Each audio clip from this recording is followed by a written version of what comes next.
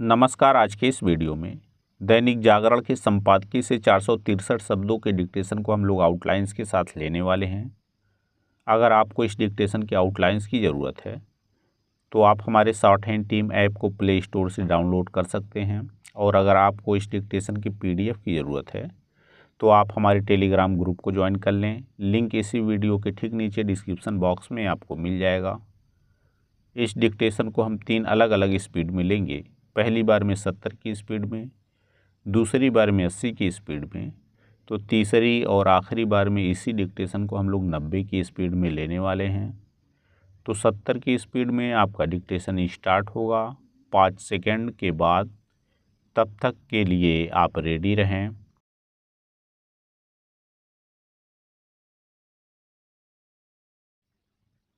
Start.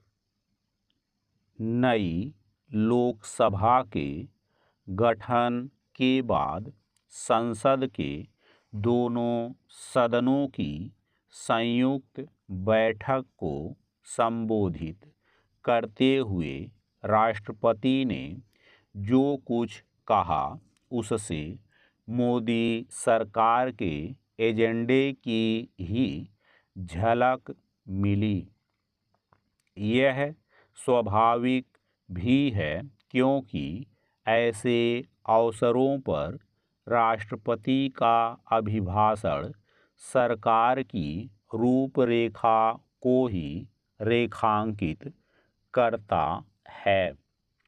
भले ही प्रधानमंत्री मोदी गठबंधन सरकार का नेतृत्व कर रहे हों, लेकिन राष्ट्रपति के अभिभाषण से यही स्पष्ट होता है कि यह सरकार पहले की तरह ही कार्य करेगी और उन कामों को पूरा करने पर विशेष ध्यान देगी जिनका उल्लेख प्रधानमंत्री पिछले कुछ समय से लगातार करते आ रहे हैं।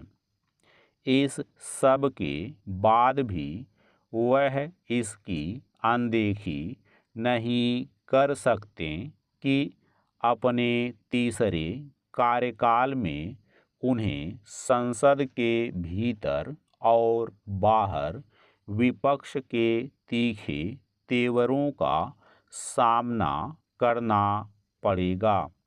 इसका एक बड़ा कारण उसके संख्याबल में वृद्धि होना है। संख्या बल में वृद्धि के चलते विपक्ष को जहां लोकसभा में नेता प्रतिपक्ष का पद हासिल हुआ है, वहीं दूसरी ओर उसका मनोबल भी बढ़ा है। बीते 3-4 दिनों में संसद में जो कुछ हुआ उससे विपक्ष के बढ़े हुए मनोबल का ही पता चलता है। विपक्ष का उत्साहित होना स्वाभाविक है, लेकिन उचित यह होगा कि वह विरोध के लिए विरोध वाले रवैये का परित्याग करे। इसके स्थान पर उसे रचनात्मक विरोध का परिचय देना चाहिए। दुर्भाग्य से फिलहाल इसके आसार कम ही हैं और इसका संकेत राष्ट्रपति के अभिभाषण के कुछ बिंदुओं पर विपक्षी नेताओं की अनावश्यक आपत्ति से मिलता है। यह कोई नई, अनोखी या गोपनीय बात नहीं कि राष्ट्रपति का अभिभाषण सरकार की ओर से तैयार किया जाता है। आखिर ऐसे में यह कहने का क्या मतलब कि उनका अभिभाषण तो सरकारी भाषण है, ऐसा तो होता ही है। पैरा, यह आश्चर्यजनक है कि विपक्ष ने राष्ट्रपति के अभिभाषण के उन बिंदुओं पर भी हंगामा किया जिनका कोई औचित्य नहीं था। जब राष्ट्रपति ने प्रतियोगी परीक्षाओं के प्रश्न पत्र लीक होने की समस्या पर दलगत राजनीति से ऊपर उठकर ठोस उपाय करने की जरूरत जताई तो विपक्ष को यह रास नहीं आया। क्या यह एक तथ्य नहीं कि बीते 5 वर्षों में केंद्रीय स्तर के साथ ही राज्य स्तर की भी अनेक प्रतियोगी परीक्षाओं के प्रश्न पत्र लीक हुए हैं।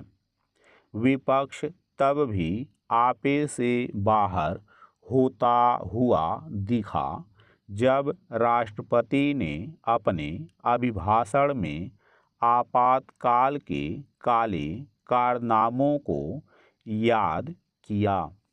आखिर विपक्ष और विशेष रूप से कांग्रेस आपातकाल के जिक्र मात्र से क्यों भड़क जा रही है? कांग्रेस नेता आपातकाल का उल्लेख भर किए जाने से जिस तरह बिदक रहे हैं उससे तो वे यही साबित कर रहे हैं कि आपातकाल का स्मरण किया जाना क्यों आवश्यक है। यह हैरानी ही नहीं, चिंता का भी विषय है कि कांग्रेस को आपातकाल के स्मरण पर भी आपत्ति है। बेहतर होगा कि सरकार का विरोध करते समय विपक्ष तनिक तार्किक रवैया अपनाए। स्टॉप। दोस्तों, इसी डिक्टेशन को दूसरी बार में हम लोग 80 की स्पीड में लेंगे और आपका समय स्टार्ट होगा 5 सेकंड के बाद। तब तक के लिए आप रेडी रहें।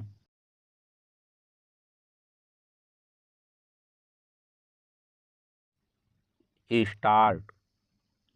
नई लोकसभा के गठन के बाद संसद के दोनों सदनों की संयुक्त बैठक को संबोधित करते हुए राष्ट्रपति ने जो कुछ कहा उससे मोदी सरकार के एजेंडे की ही झलक मिली।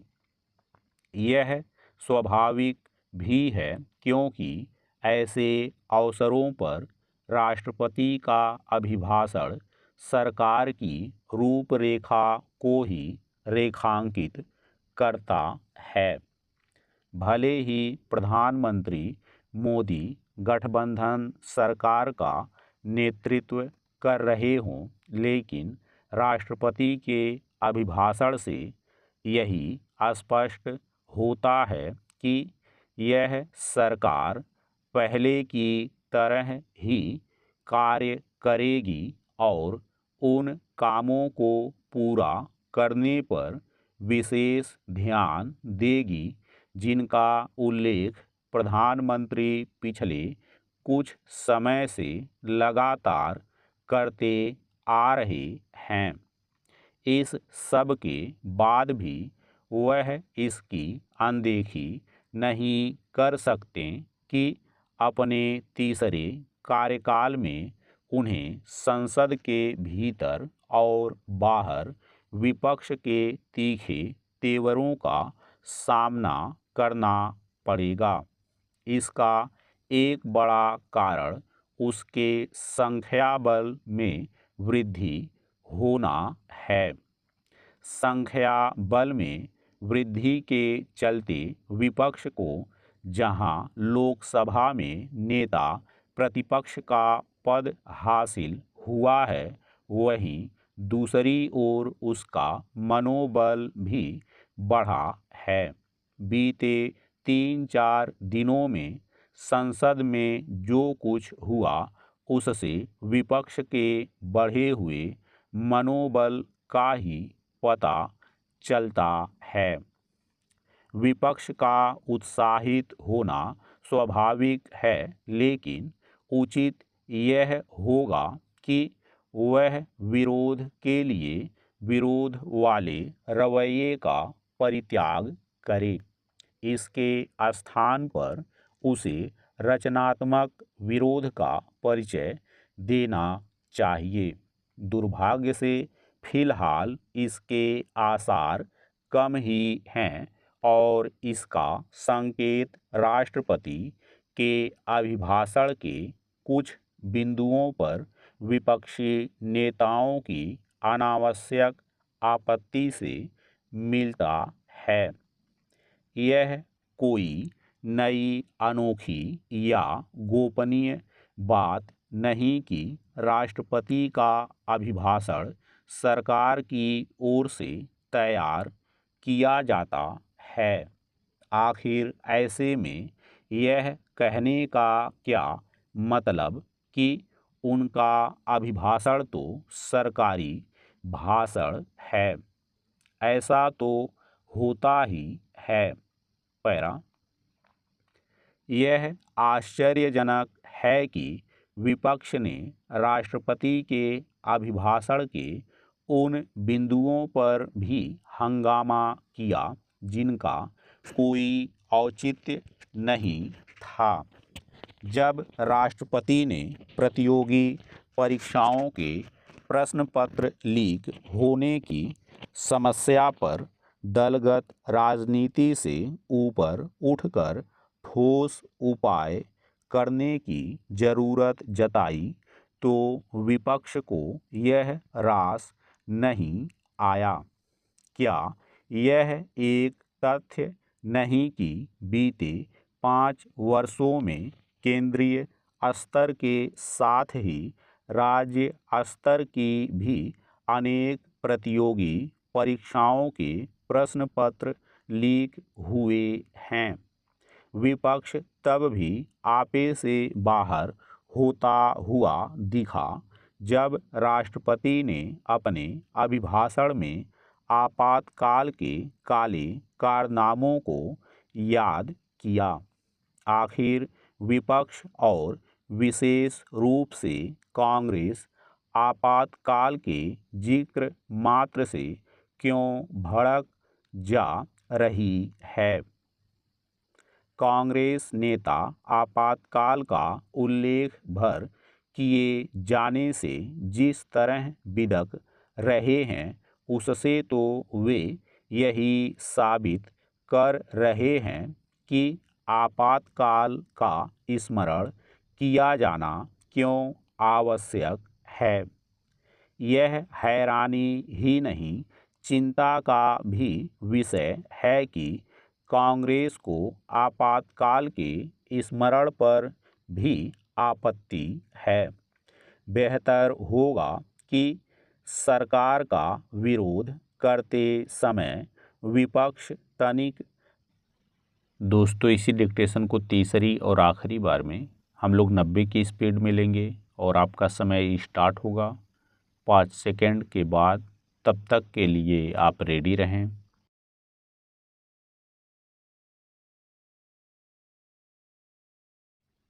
स्टार्ट।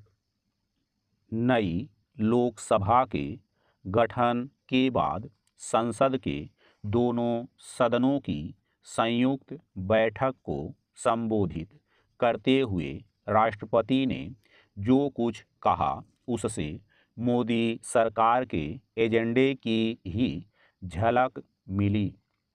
यह स्वाभाविक भी है, क्योंकि ऐसे अवसरों पर राष्ट्रपति का अभिभाषण सरकार की रूपरेखा को ही रेखांकित करता है।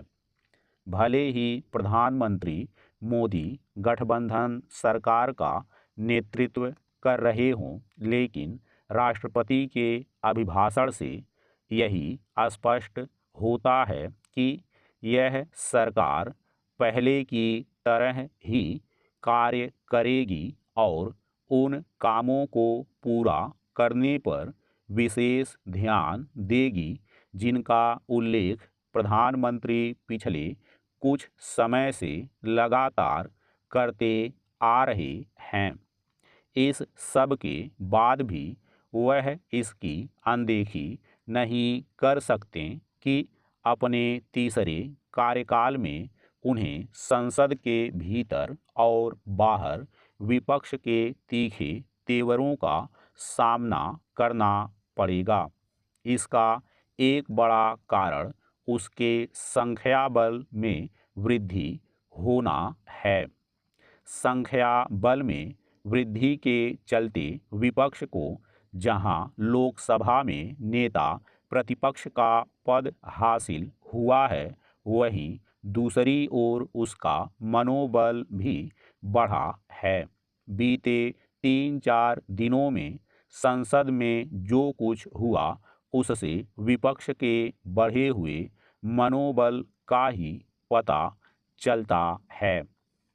विपक्ष का उत्साहित होना स्वाभाविक है, लेकिन उचित यह होगा कि वह विरोध के लिए विरोध वाले रवैये का परित्याग करे। इसके स्थान पर उसे रचनात्मक विरोध का परिचय देना चाहिए।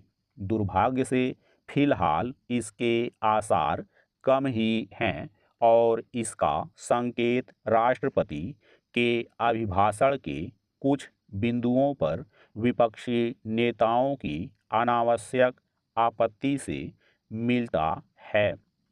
यह कोई नई, अनोखी या गोपनीय बात नहीं कि राष्ट्रपति का अभिभाषण सरकार की ओर से तैयार किया जाता है। आखिर ऐसे में यह कहने का क्या मतलब कि उनका अभिभाषण तो सरकारी भाषण है? ऐसा तो होता ही है। पैरा यह आश्चर्यजनक है कि विपक्ष ने राष्ट्रपति के अभिभाषण के उन बिंदुओं पर भी हंगामा किया जिनका कोई औचित्य नहीं था। जब राष्ट्रपति ने प्रतियोगी परीक्षाओं के प्रश्न पत्र लीक होने की समस्या पर दलगत राजनीति से ऊपर उठकर ठोस उपाय करने की जरूरत जताई, तो विपक्ष को यह रास नहीं आया। क्या यह एक तथ्य नहीं कि बीते 5 वर्षों में केंद्रीय स्तर के साथ ही राज्य स्तर की भी अनेक प्रतियोगी परीक्षाओं के प्रश्न पत्र लीक हुए हैं? विपक्ष तब भी आपे से बाहर होता हुआ दिखा जब राष्ट्रपति ने अपने अभिभाषण में आपातकाल के काले कारनामों को याद किया। आखिर विपक्ष और विशेष रूप से कांग्रेस आपातकाल के जिक्र मात्र से क्यों भड़क जा रही है? कांग्रेस नेता आपातकाल का उल्लेख भर किए जाने से जिस तरह बिदक रहे हैं, उससे तो वे यही साबित कर रहे हैं कि आपातकाल का स्मरण किया जाना क्यों आवश्यक है। यह हैरानी ही नहीं, चिंता का भी विषय है कि कांग्रेस को आपातकाल के स्मरण पर भी आपत्ति है। बेहतर होगा कि सरकार का विरोध करते समय विपक्ष तनिक तार्किक रवैया अपनाए। स्टॉप।